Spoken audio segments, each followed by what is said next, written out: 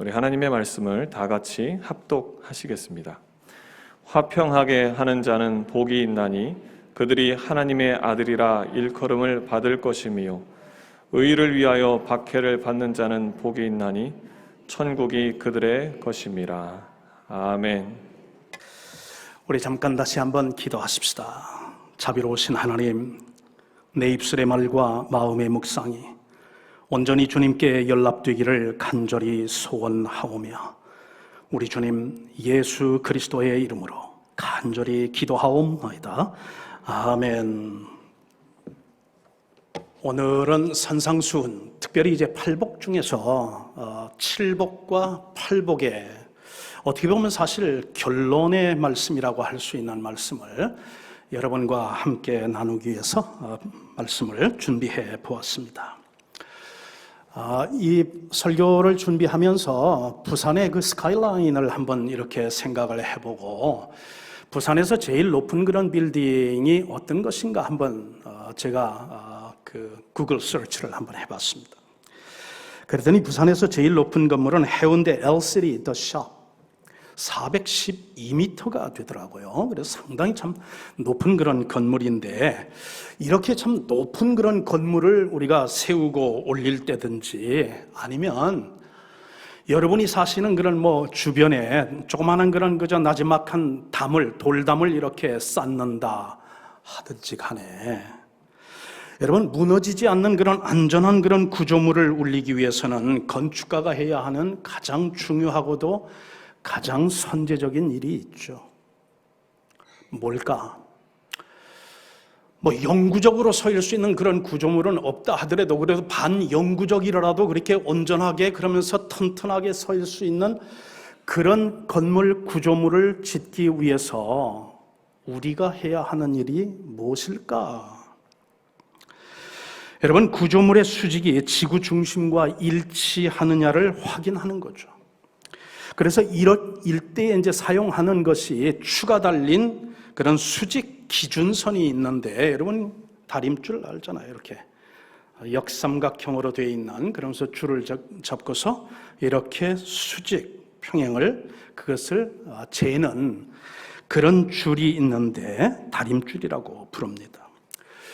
여러분 이 다림줄이 제시하는 어떤 그런 기준선이 있는데 그 기준선에 일치시키지를 않고 세운 건물은 당장은 아니더라도 말입니다. 언젠가는 반드시 무너지게 돼 있다는 것이 이미 잘 알려진 그런 상식이죠.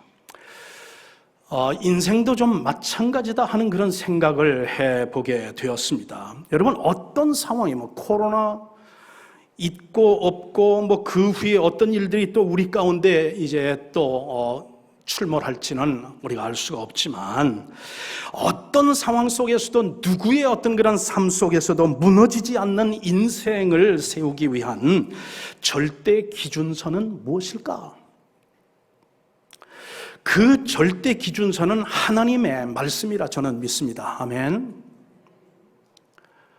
우리의 인생을 여러분 건축하든지 우리의 어떤 가문을 건축하든지 우리의 교회를 세우든지 한 나라와 그리고 민족의 어떤 그런 앞날을 우리가 세운다 할지라도 영원히 어떤 상황 속에서도 변치 않고 그러면서 견고하게 우리의 인생을 지켜줄 수 있는 유일한 절대 기준선은 무엇이냐면 변치 않는 하나님의 말씀, 하나님의 그 말씀 위에 파운데이션을 삼고서 우리의 인생을 건축할 때에 그 인생은 여러분 흐트러지거나 무너지지 않을 줄 믿습니다. 여러분 어떤 사람들은 빅데이터가 제공하는 인공지능을 자신의 삶의 어떤 선택과 결정의 어떤 그런 기준성으로 삼는 사람들도 있습니다. 어떤 사람들은 전문가, 그 어떤 그런 그 분야의 어떤 그런 전문가의 그런 조언을 듣고서 그러면서 인생의 어떤 그런 기준선을 삼는 사람들도 있습니다. 그런데 인공지능도 전문가의 제안도 정부의 어떤 그런 이제 정책도 우리 인생의 절대 기준선은 될 수 없다는 게 제가 믿는 확신입니다. 여러분 한 예를 들어 보십시다. 불과 40년 전만 해도 말입니다. 40년 전이에요. 불과 40년입니다. 40년 전만 해도 전문가들이 예측을 했습니다. 그분들이 많은 연구를 했었겠죠. 전문가들이 연구를 하고 발표한 그것이 뭐냐면, 대한민국에 결혼한 부부가 2명씩만 자녀를 낳아도 조만간 대한민국은 인구 만원 세대가 되어가지고 폭발할 것이다. 그래서 그때에 이 산하 정책을 하면서 인구를 조절하는 그런 어떤 것으로 나왔던 그런 그 캐치프레이즈, 어떤 표어 중에 하나가 하나 낳아 젊게 살고 좁은 땅 넓게 살자, 그런 이제 표어를 가지고서 산하 제한을 했던 게 40년 전이에요, 여러분. 그런데 지금은 어떻습니까? 우리 대한민국의 지금의 현실은 어떻습니까? 지금은 말이죠, 정부가 앞장서서 허전한 한 자녀, 흐뭇한 2자녀, 든든한 3자녀라는 표로 출산을 장려하면서 다둥이 가정에 많은 그런 혜택을 주고 있는 게 오늘 이제 우리가 살고 있는 대한민국의 현실이다 하는 것입니다. 물론 여러분, 인공지능과 또는 전문가들의 어떤 조언이 우리들의 어떤 그런 삶에서 유익하고 필요하고 그리고 많은 면에서 참으로 도움이 되는 그런 영역이 있음을 인정합니다. 그러나 과연 우리의 삶의 절대적인 어떤 그런 기준선으로 변치 않으면서 우리의 인생과 우리의 가문과 그리고 우리의 앞날을 지켜줄 수 있는 절대 기준선이 과연 인공지능일까요? 전문가들의 어떤 그런 조언일까요? 아니면 정부의 정책일까요? 아니라고 저는 믿습니다.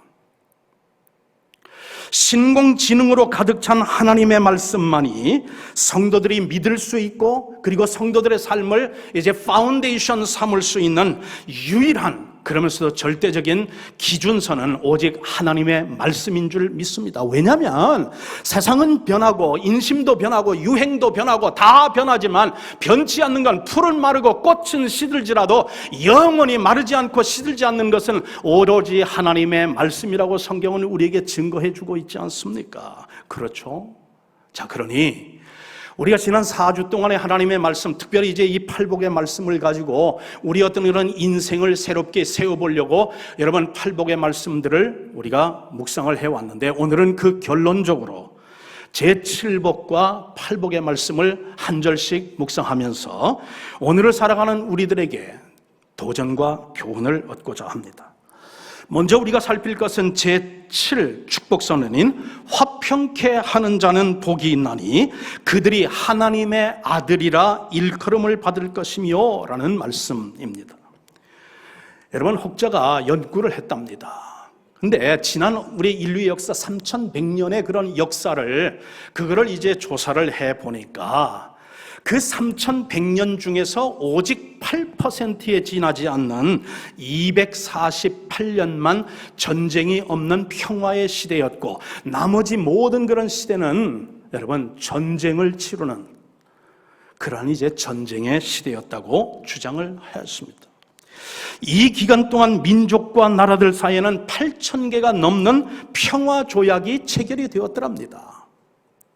그런데 이 조약들은 말이죠, 국가 간의 어떤 그런 이해관계가 이제 바뀌고 상황이 바뀌게 되고 리더가 또 바뀌게 되니까 순식간에 그런 평화조약은 파기가 되었고, 결과적으로는 인간 사회의 불신과 경계의 수위만 더 높아가는 그런 이제 시대로 여러분 전환되었다는 것이 이 역사학자의 주장이었습니다. 여러분, 세계 역사를 우리가 공부해보면 제1차 세계대전은요, 모든 어떤 그런 전쟁의 어머니라고 합니다. 그래서 1차 대전 그 전쟁이 일어난 건 뭐냐면 이 지구상에 존재하는 모든 그런 전쟁을 종식시키기 위해서 사실은 여러분 치러졌던 전쟁이 제1차 세계대전이죠. 그런데 결과가 그렇게 됐습니까? 군사 지략가들의 그 뜻대로, 정치 지도자들의 어떤 계산대로 과연 1차 대전이 끝나니까 이 지구촌의 모든 민족과 다양한 그런 열방 사이에 어떠한 전쟁도 이제는 더 이상 발생하지 않는, 그래서 평화의 시대가 왔느냐 하는 것이에요.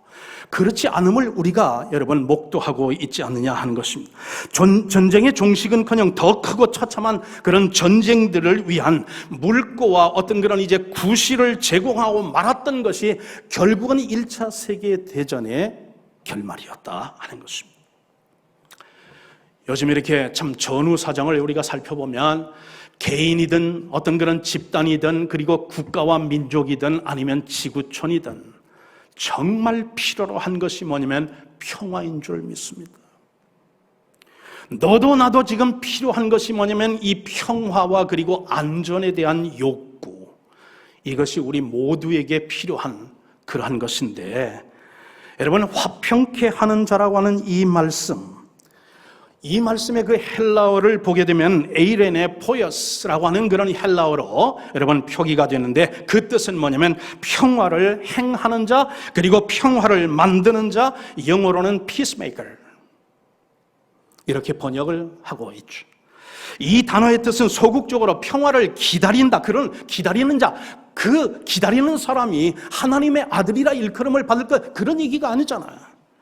평화를 이루기 위해서 평화를 예찬하는 사람, 그 사람이 하나님의 어떤 아들이라 일컬음을 받는 것이 아니라는 거잖아요.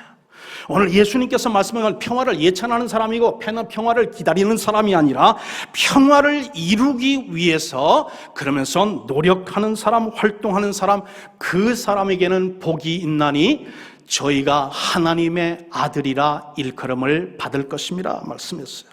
여러분, 이 세상에서 진정한 화평케 하는 자, 피스메이커는 누구입니까? 여러분, 이 세상에서 진정한 의미에 있어서의 피스메이커 그리고 화평케 하는 자는 우리 주님 예수 그리스도인 줄 믿습니다. 아멘.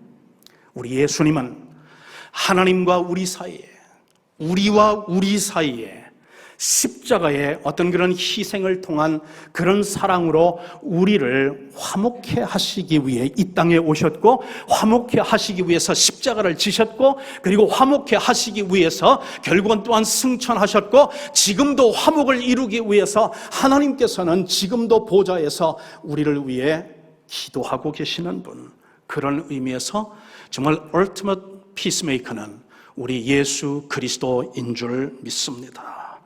여러분, 고린도후서 5장 20절을 보면은 우리 예수님께서는 어떤 힘의 논리가 아닌 희생의 논리로 죄인과 하나님 사이에 화평을 이루신 후에 이렇게 사도 바울을 통해 말씀합니다. 여러분, 이런 말씀이죠. 이러므로 우리가 그리스도를 대신하여 사신이 되어 하나님이 우리로 너희를 권면하신 것 같이 그리스도를 대신하여 간구하노니 너희는 하나님과 화목하라.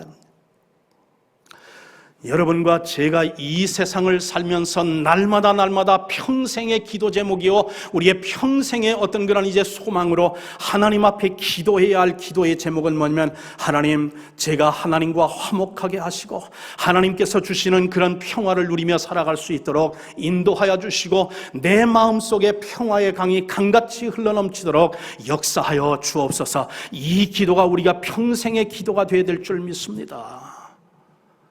여러분, 이 일을 위해서 우리 예수님 오셨죠. 우리 지금 맥주 감사주일이라고 하는 그런 어떤 그런 이제 플랜카드를 우리가 걸었습니다. 여러분, 보릿고개라는 어떤 그런 이제 참 어려운 그런 시절이 우리 대한민국에 불과하자 한 50년 전만 해도 그런 역사들이 있었죠. 추수한 것들 다 이제는 소진을 하고, 그러면서 보리가 이제는 또 이제 추수가 되어서 보리를 이제 추수하게 되면 하나님 앞에 감사의 그런 예물로 첫 그런 어떤 그런 수확을 가지고 하나님 앞에 예배를 드리고 감사했던 그 일이 바로 이 맥주 감사주일의 여러분 기원이죠. 그런데 사실 여러분 보세요. 지금 우리가 보릿고개를 겪고 있습니까?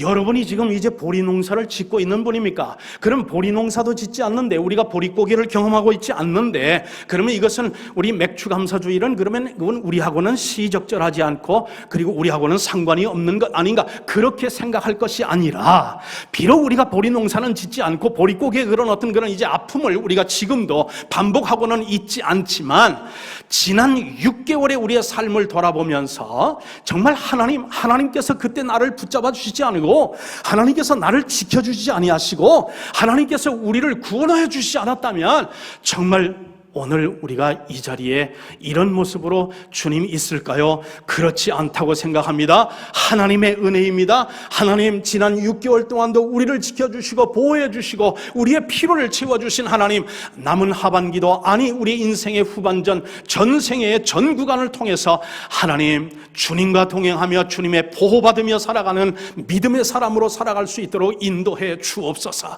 그것을 기억하면서 하나님 앞에 감사하는 것, 그게 여러분 감사의 그런 이제 우리의 제목이 되어야 될 줄 믿습니다.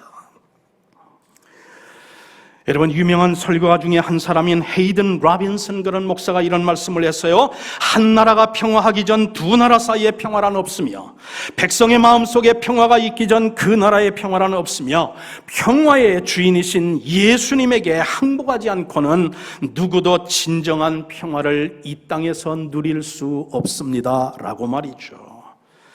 여러분, 오늘 본문 말씀 보니까 화평케 하는 자에게 약속된 하나님의 축복은 무엇이냐 하는 것이죠. 저희가 하나님의 아들이라 일컬음을 받을 것이며 라고 그랬어요. 여러분, 주위에서 한번 들어보세요. 화평케 하는 자가 하나님의 아들이 될 것입니다, 그런 말씀이 아니지 않습니까? 하나님의 아들이 되는 것은 우리가 예수님을 믿고 영접하여 받아들일 때에, 그때에 예수님은 여러분 나의 구주가 되시고 우리는 하나님의 아들이 되고 하나님의 딸이 되는 거죠. 그러니까 화평케 함으로 우리가 하나님의 자녀가 되는 것이 아니라, 오늘 말씀 보니 화평케 하는 자들에게는 하나님의 자녀라 일컬음을 받을 수 있는 축복이 약속이 되어 있다 하는 것이 무슨 내용이냐 하는 것이죠.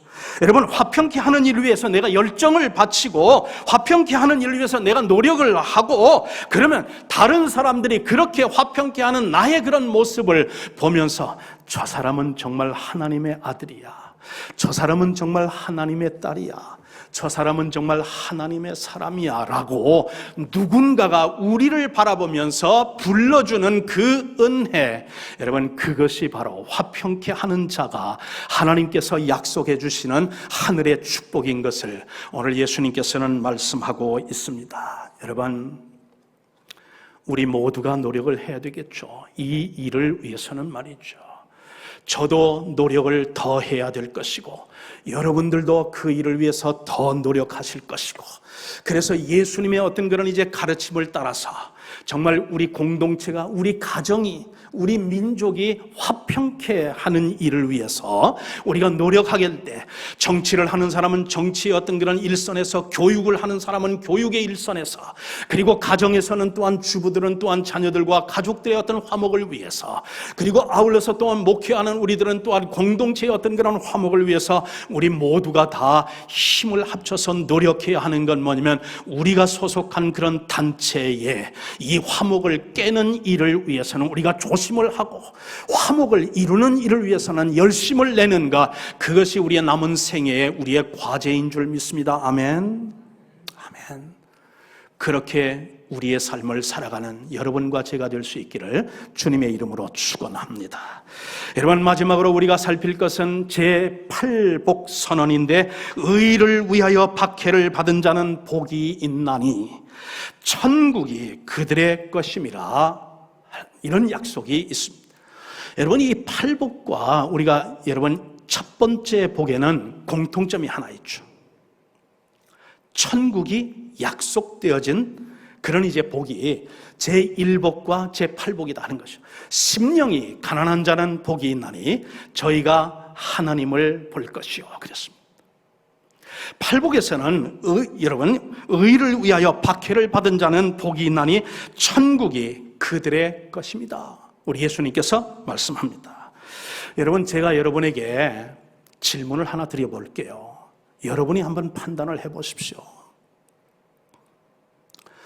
이 질문을 받으시고 여러분이 여러분 스스로가 한번 진단을 하시고 판단을 해보십시오.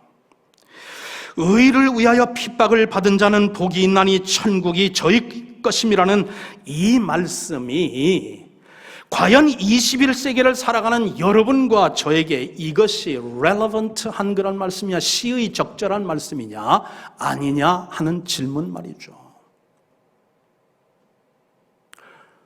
여러분, 의를 위하여 박해를 지금 받고 있는 분 계십니까?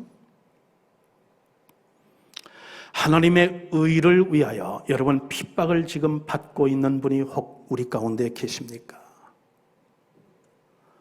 그런 분이 계실 수도 있다고 저는 믿습니다. 그러나 여러분, 우리 지금 이 본당에서 예배를 드리신 우리 성도님들, 그리고 또한 인터넷을 통해서 동영상으로 예배에 참여하고 있는 우리 성도님들, 우리들의 삶을 사실 진솔되이 들여다보면 우리는 여러분 박해를 받고 있지 않습니다. 우리는 핍박을 지금 받고 있지 않습니다.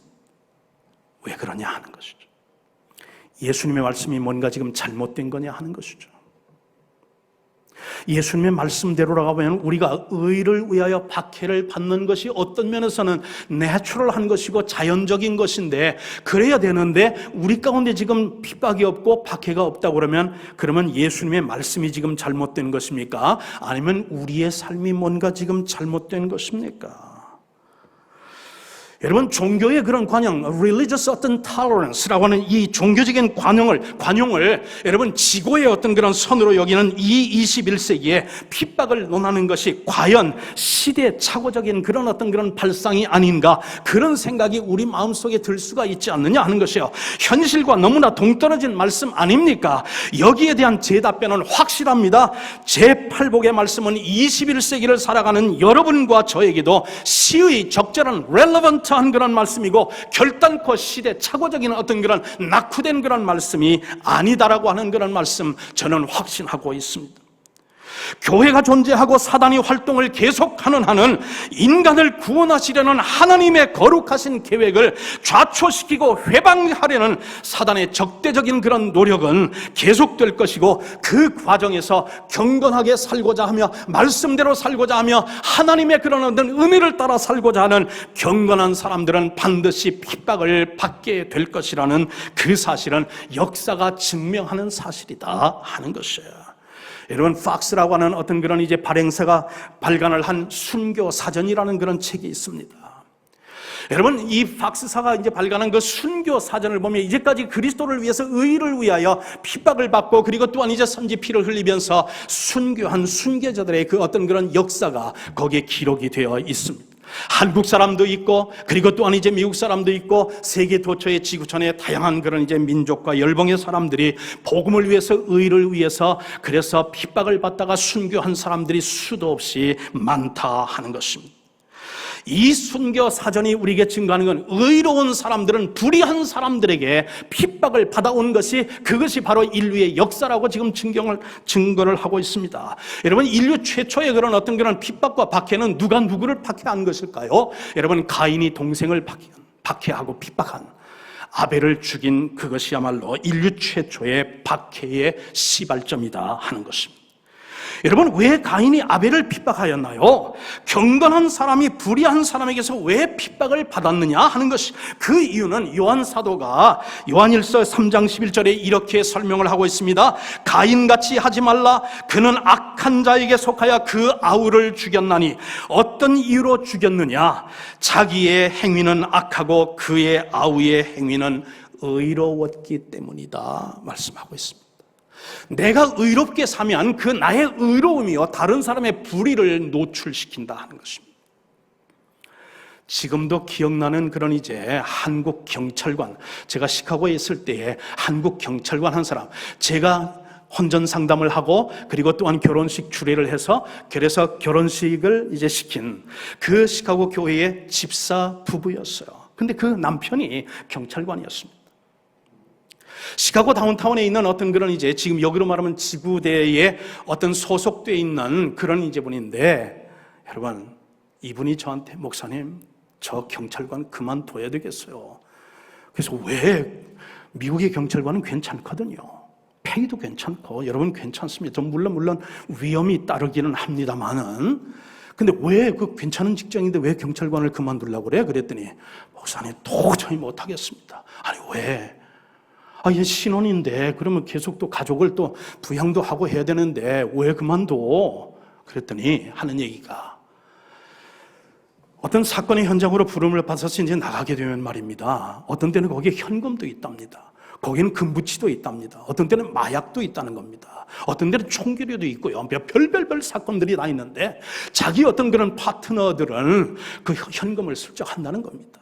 마약을 또한 슬쩍 한다는 겁니다. 그래서 자기는 이제 예수 믿는 사람이기 때문에 도저히 그런 데 참여를 하지 않고 그래서 자꾸 눈총을 줘서, 나는 당신네들이 뭘 하지 나는 간섭하지 않겠다. 그러나 나는 예수 믿는 사람이기 때문에 그래서 여기에 동조하거나 참여할 수 없다. 이해해달라. 당신들은 마음대로 해라. 그런데요, 점점 눈초리가 이상해지더랍니다. 여러분, 경찰들은 어떤 그런 사건의 현장에 하면 그 서로 파트너가 파트너의 배우를 지켜줘야 되고, 그리고 또한 보호해줘야 되고, 감시해줘야 되고, 그렇지 않고 만약에 파트너가 어떤 그런 신뢰가 깨지게 된다고 하면 뒤에서 총을 쏠 수도 있는 거고, 그래서 너무 무섭고 너무 그렇게 겁이 나가지고 도저히 이 파트너들하고 같이 경찰 행위를 할 수가 없더라는 것입니다. 그래서 목사님 저 경찰 그만둬야 되겠습니다. 다른 사람은 하는데 나는 안 하니까 나의 의로운 행위가 그들의 불의를 드러나게 되는 거예요. 그러니까 그들이 시기하고 질투하고 나중에 그러다가 더 험상한 일을 당할 수도 있겠다 싶어 경찰을 그만둔다고 해서, 그러면 그만둬라 그러면서 하나님께서 그 신혼의 가정을 지켜달라고 간절히 기도했던 그런 것이 지금도 생각이 납니다. 여러분, 오늘도요, 지금 21세기에 지금 이때도요, 우리가 예수님을 잘 믿으려고 하면 세계 도처에서 그 일 때문에 박해를 받고 핍박을 받는 사람들이 있어요. 우리 장 총장 여기 계시지만 시라키스에서 있었던 일 제가 하나 말씀을 드릴래요. 저는 제 목회 그런 어떤 그런 이제 경험 가운데요, 13살 먹은 파키스탄에서 온 그런 이제 예수를 잘 믿는 13살 먹은 샤먼 길이라고 하는 그런 이제 이 아이를 잊을래야 잊을 수가 없어요. 근데 시라큐스에서 제가 목회를 할 때인데 그 샤먼이 왜 지금 이제 시라큐스를 오게 되냐면 모금 활동을 하기 위해서 왔어요. 시라큐스 교회에서도 모금을 같이 이제 해주고 그러면서 했는데 무슨 일이 있었냐면 기독교를 믿는 그 일 때문에 이 아이가 여러분 어떤 치명적인 그런 혈액암을 진단을 받았어요. 그런데 여러분 아시다시피 파키스탄은 이슬람 국가 아닙니까? 그리고 이슬람 그 시민들은 신분증이 있는데 신분증 한 코너에 종교란이 있어요. 그래서 이슬람을 믿는 사람들은 이슬람교도, 예수를 믿는 사람은 크리스천, 그렇게 하면서 그게 종교란이 있는데, 여러분 이슬람 국가에서 기독교인으로 살아가니까 정부에서 당연히 국민으로 받을 수 있는 의료 혜택인데도 그 의료 혜택을 거부를 해서 이 치명적인 혈액암 때문에, 그래서 지금 그 부모가 말이죠, 아버지는 그 택시 운전사였는데 택시를 팔았어요. 집을 팔았습니다. 어머니는 가지고 있던 그런 보석을 팔았습니다. 그거 가지고 그 돈을 가지고 미국에 아들을 치료하기 위해서 온 거예요. 근데 여러분 혈액암이라고 하는 암이 얼마나 사실 그게 돈이 많이 들어가는 그런 이제 치료입니까? 그래가지고 이제 교회들을 다니면서 그러면서 간증도 하고 그러면서 또한 목사님들이 서로 이렇게 서로 연락을 해서 그래서 모금도 해주고 그렇게 하는데 시라큐스 교회에도 그런 기회가 와가지고 시라큐스 교회에서 그렇게 참여해가지고 그 샤먼 길을 위해서 모금도 해주고 그리고 또한 아울러서 기도도 해주고. 그런데 여러분 참 기가 막히죠. 나는 우리 한국 언론들이요, 기독교와 그리고 또한 교회가 하는 이 선행들, 이 구제들 말이죠. 그리고 또한 이웃을 또한 밝게 하고 이웃을 살리고 그러면서 섬기는 이런 좋은 일들을 우리 한국의 언론이지만 균형 있게 그런 것들을 보도를 좀 해줬으면 좋겠어요.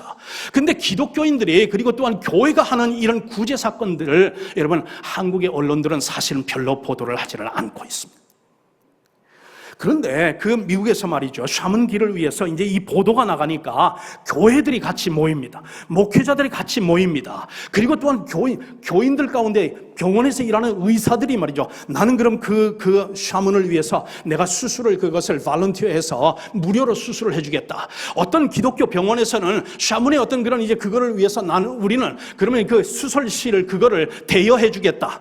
그렇게 하면서 하는데 여러분 가장 결정적인 건 뭐냐면 골수 이식을 해야 되는데 골수 기증자가 나오지 않아가지고 이 아이가 죽느냐 사느냐 하는 어떤 그런 기로에 있을 때 시라큐스 교회도 그렇고 주변에 있는 그런 미국 교회들과 함께 같이 모여가지고 간절히 하나님께 기도했더니 여러분 하나님 참 좋으신 분이세요.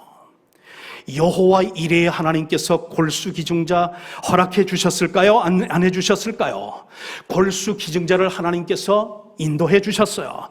여러분 여호와 라빠의 하나님, 치유하시는 하나님, 샤먼길이 그 어떤 그런 병원에서 여러분 치료를 받고 골수 기증자의 어떤 그런 골수 기증을 통해서 여러분 병이 나았을까요? 안 나았을까요? 병이 나았습니다.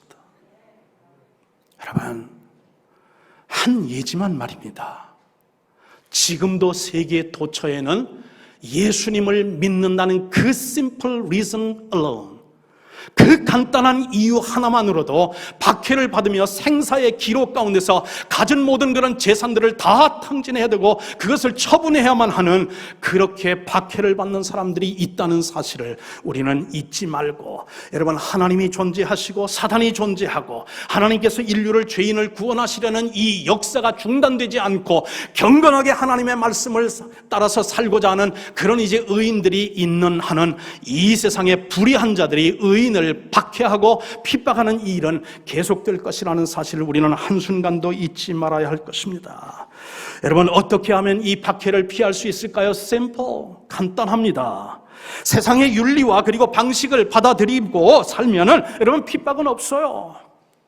누구도 판단하지 말고 여러분 I'm okay, you're okay, we're all okay. 여러분 그렇게 살면요 누구도 여러분 핍박 안 합니다. 나도 괜찮아요. 당신도 괜찮아요. 우리 모두 다 괜찮아요. 무슨 일을 하든 우리 다 괜찮아요. 여러분 그런 방식으로 우리가 살아가면요 이 세상에서 박해받을 사람은 한 사람도 없습니다. 한 발은 교회에, 한 발은 세상에, 그러면서 적당히 그러면서 여러분 보호색을 입으면서 자신을 방어하는 어떤 카멜레온처럼 그렇게 여러분 우리가 순간순간 그렇게 보호색을 입으면서 이때는 교회 안에, 이때는 또한 세상 가운데 그렇게 여러분 I'm okay, you're okay, we're all okay 그렇게 살면요 박해 없습니다. 어떤 사람들이 박해를 받느냐 하면 그래, 내가 이제까지는 정말 잘못 살아왔어. 내가 이제까지는 그리스도인과는 합당치 않은 그런 삶을 살아왔어. 그렇지만 이제는 하나님께서 베풀어 주신 그 희생, 십자가의 그 희생의 사랑을 내가 알았어. 이제는 주님의 뜻대로 살아야지. 주님의 말씀대로 살아야지. 하루 한순간에 그런 성자가 되고 그러면 성인이 될 수는 없다 하더라도 그래도 예수님의 말하는 그런 말 한마디, 예수님이 하신 그런 모습들을 내가 본받으면서 한 발자국이라도 예수님 앞에 더 가며 말씀대로 내가 살기를 노력하리라. 여러분 그렇게 살고 다짐하고 그렇게 살면요 반드시 주변에 누구로부터 핍박이 오냐면 첫째는요 놀라지 마세요. 예수 믿는 사람들로부터 핍박이 옵니다.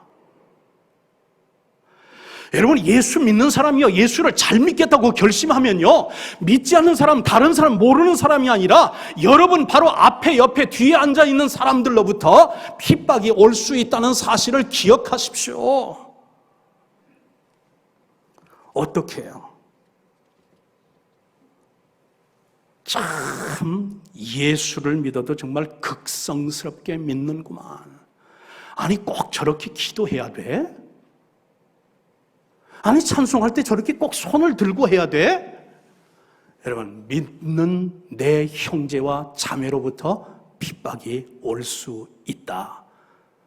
둘째는요 믿지 않는 사람들로부터 여러분 핍박이 올 수 있는데 대체적으로 이런 식이에요. 아유 저 사람 예수 믿더니만 교회 다니기 시작하지만 맛이 가버렸어.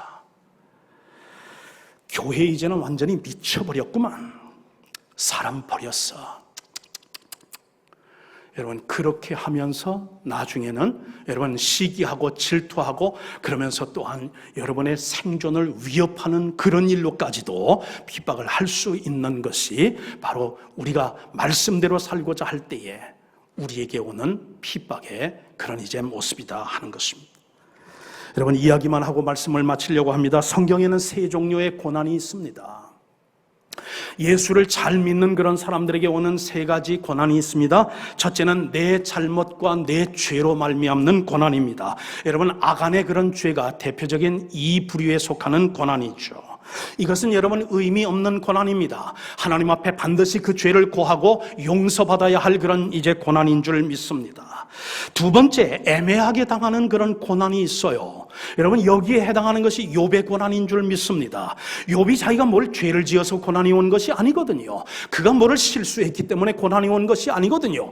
자기도 알지 못하는 어떤 경로를 통해서 지금 이제 고난이 왔는데 그 고난을 견디고 끝까지 하니까 하나님께서 그를 축복하시고 하나님께서 그를 고난 중에도 승리한 의인으로 성경에 그 이름을 농명하여 주셨더라 하는 것입니다.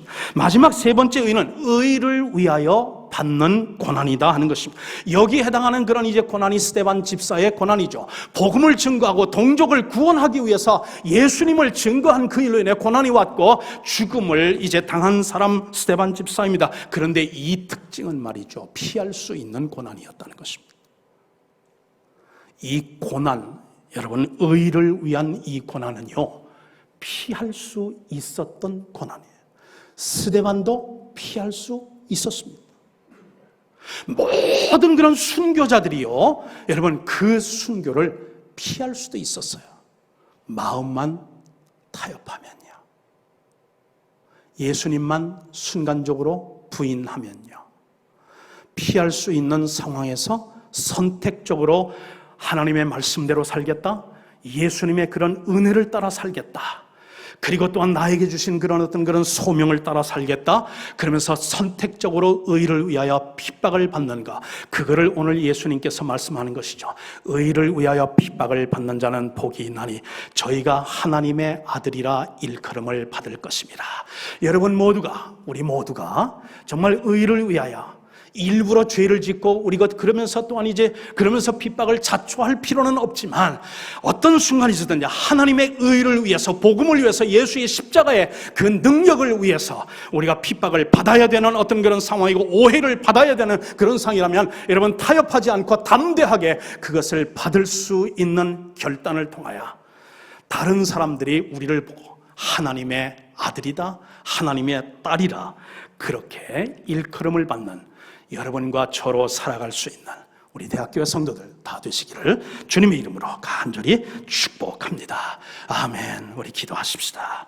자비로우신 하나님, 심령이 가난한 것으로부터 시작하여 의를 위하여 하나님 핍박을 받은 자는 복이 있나니 저희가 하나님의 아들이라 일컬음을 받을 것이며 그러면서 천국을 소유할 것이라 하신 말씀을 이 시간 기억합니다.